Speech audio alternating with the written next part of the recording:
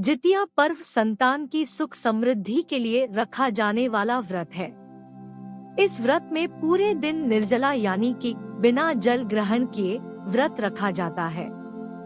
यह पर्व उत्तर प्रदेश, बिहार, झारखंड, पश्चिम बंगाल और नेपाल के मिथिला और थरुहट में आश्विन माह में कृष्ण पक्ष के 7वें से 9वें चंद्र दिवस तक 3 दिनों तक मनाया जाता है।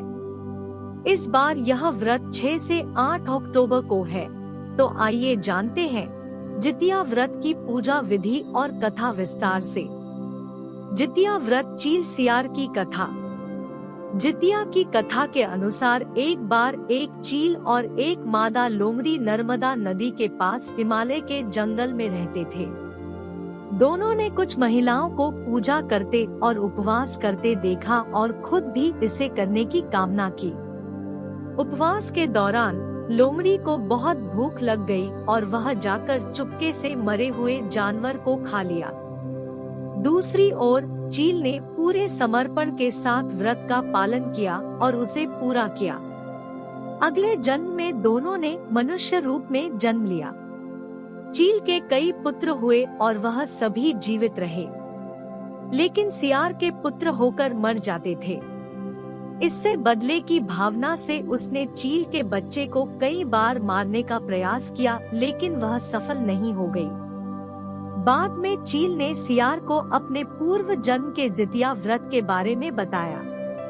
इस व्रत से सियार ने भी संतान सुख प्राप्त किया। इस तरह यह व्रत संतान सुख की प्राप्ति के लिए जगत में प्रसिद्ध हुआ। जितिया व्रत जीमूतवाहन की कथा। इस कथा के अनुसार जीमूतवाहन गंधर्व के बुद्धिमान और राजा थे।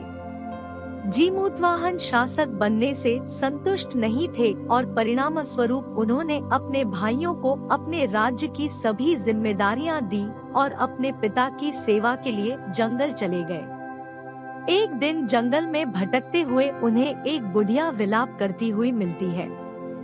उन्होंने बुढ़िया से रोने का कारण पूछा।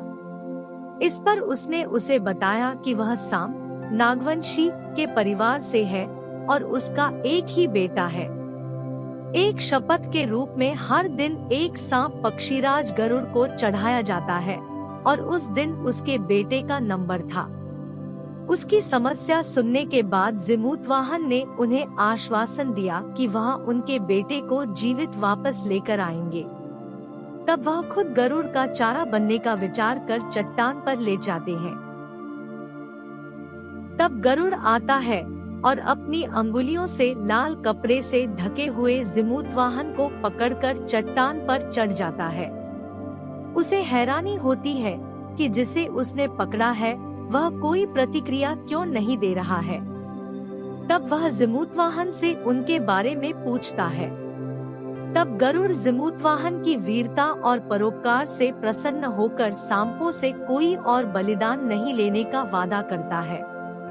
मान्यता है कि तभी से ही संतान की लंबी उम्र और कल्याण के लिए जितिया व्रत किया जाने लगा। तो ये थे जितिया व्रत के बारे में 2 कथाएं। जितिया व्रत की महाभारत काल की घटना से जुड़ी कथा के लिए कृपया अगला पाठ देखें। अगर ये वीडियो आपको पसंद आई हो तो वीडियो को लाइक कर दे और चैनल को सब्सक्राइब करना ना भूलें।